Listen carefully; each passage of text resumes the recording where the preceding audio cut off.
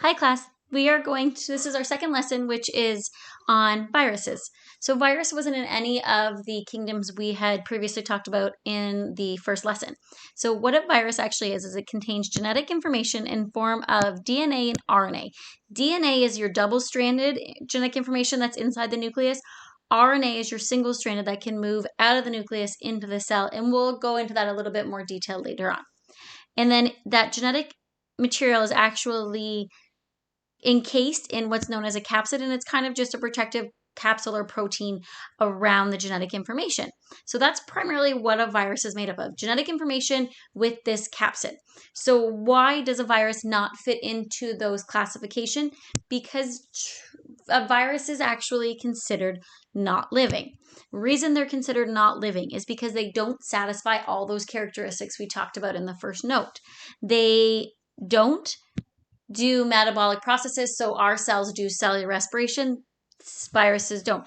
They are not made of cells. They have no membrane or nucleus or cytoplasm, and they can be crystallized. They do, however, contain genetic information. They do reproduce, but only with a host. But because they don't satisfy that metabolic process and they need a host to reproduce, they are unable to be considered living things. They are considered non-living viruses that go and infect a host. Okay, so viruses, what they do is that they attack a living host. Inside that cell, they kind of hijack the cell, and they'll constantly be able to replicate its genetic information, rebuild its genetic information, the capsid, bust open the cell, and then spread more viruses. And that's kind of how it keeps going. They are extremely small in that they are 1/10 of the size of a bacteria. That being said, there's different types of viruses, and you'll learn about that in the activity after the note. And it shows you kind of the relative size of different viruses. Viruses are able to infect a host or a big range of hosts, I guess, depending on the specific type of bacteria. And as we've learned as we're living through the COVID-19 pandemic, that a virus can mutate and affect different hosts than it originally did. So when we're looking at the basic structure, that capsid, it's a protein capsid. So you can kind of see there's 4 different shapes of capsids that it can be. So you kind of have a rod-like, you kind of have your little adenovirus, then you have your influenza, which looks similar but a little bit different than the coronavirus because it has those spikes and it's circular. And then the last one is what's known as your bacteriophage, and they're a little bit different, and we'll go through those. The genetic information that I talked about. So viruses have the ability to have either DNA or RNA, and DNA is deoxyribonucleic acid, and RNA is just ribonucleic acid. And the 2 main structurally differences in RNA and DNA is, if you'll kind of look at this picture in your notes, you'll notice DNA is what's called double-stranded. So it means it's got 2. RNA is only single-stranded. It only has 1 strand. And so that's a big difference in the 2.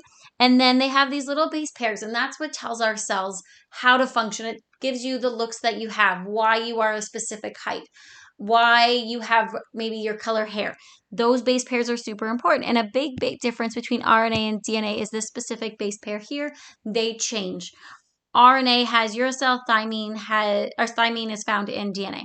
And so that's the main 2 kind of differences in your RNA and DNA. And so that way you can notice that viruses can have either depending on the type of virus. The other one they have is what's called an envelope. It's what's used to attach to the cell's surface. They're protein molecules that kind of stick out. Some of them don't have any. Some of them do. And you'll kind of be able to go through and look at your different structures in this kind of virus explore activity we have later. The one that I kind of mentioned earlier, though, bacteriophage is kind of a different type of virus that affects a bacteria cell and becomes what's called a bacteriophage. They don't necessarily enter the host cell, but we inject it into the bacteria, and then the bacteria reproduce from the bacteria. how viruses replicate and kind of what happens with their life cycle is that there's two cycles.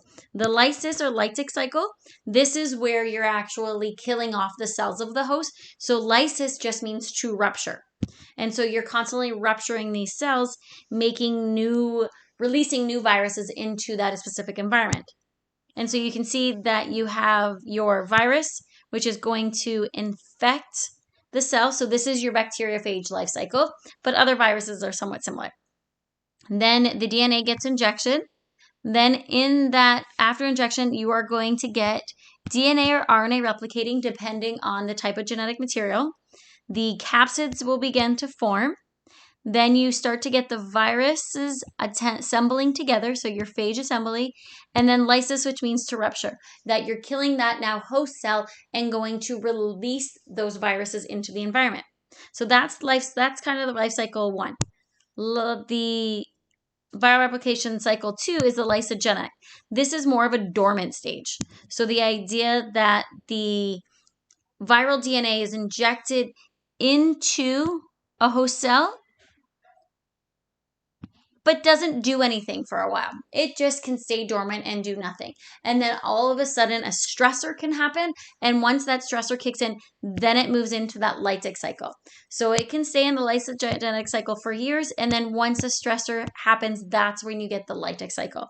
And there's lots of viruses that can stay dormant. So you can kind of see how both cycles kind of interact together. So you have the lysogenic cycle. It's just dormant inside the cell. Some sort of stressor happens, or maybe it never occurred as a lysogenic cycle, and it undergoes the lytic cycle, where you have injection, you have your replication, then you have your late infection, then you have your phage assembly, and then you'll have your rupture, and it just keeps going. Why should we be concerned about viruses?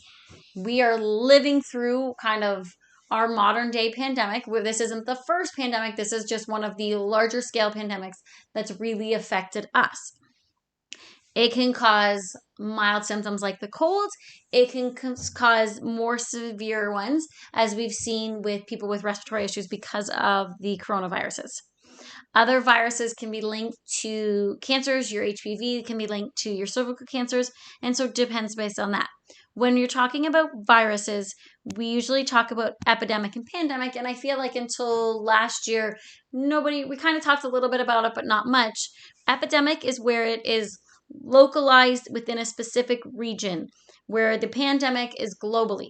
So if we look at the COVID-19 coronavirus pandemic that we are living in, you can see that it has affected every country on the map.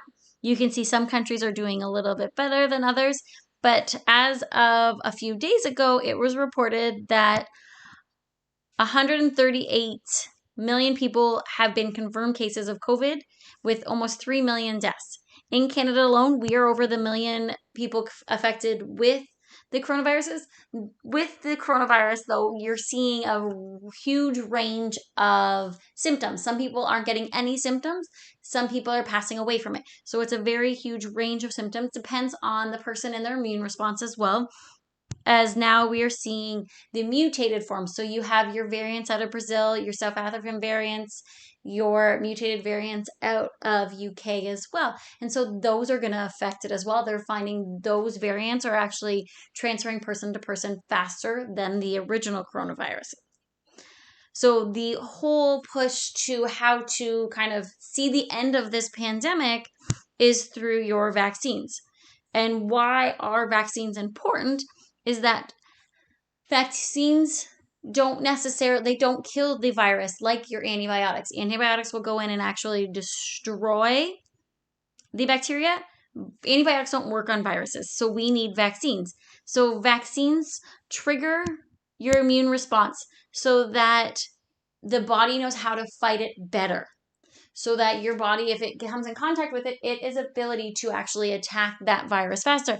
And some of the stats, this is kind of an old one, you can see how well vaccines are working if you look at why we don't see polio anymore. Mumps and measles were down, and then people stopped vaccinating against the mumps and measles and rubella, the MMR vaccine, and you saw a climb in that those viruses coming back. And then if you keep up with the vaccines, then you shouldn't see those viruses coming in. There are many different types of vaccines and on the market with just your COVID-19 vaccines. There's on RNA, there's your ones that where you're getting kind of the inactive virus, parts of the viruses. So there's kind of different approaches to that COVID-19 vaccines. So this is kind of a neat little infographic that shows different types of vaccines. You can have the inactive, which is the whole organism that's virus that's been heat treated or chemical treated so that it's not able to replicate itself, so your body has the ability to recognize it and fight it. You have toxic compounds, inundated, subunits, conjugated.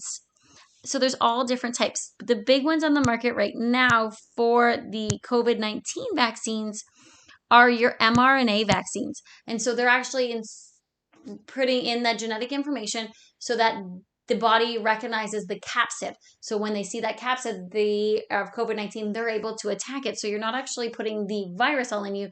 It's going to be the mRNA that tells the cells how to make the capsid, and then they can fight the capsid. And so that's kind of how they work. So that's the Pfizer and the Moderna ones. And you can see, though, there's a big difference in how they're stored. The temperature, the storage life makes a big difference, as well as the price.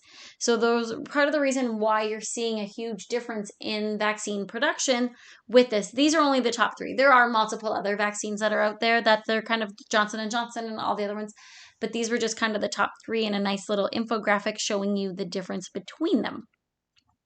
Okay, so that's kind of the wrap up of your viruses. So now that you're done the note, there's a virus worksheet. There's a virus explorer that's through this HHMI website that's right on the webpage for us. And then tomorrow morning, the COVID-19 research assignment will be posted, and that will be due this week as well. Okay, thanks, class. Have a good day.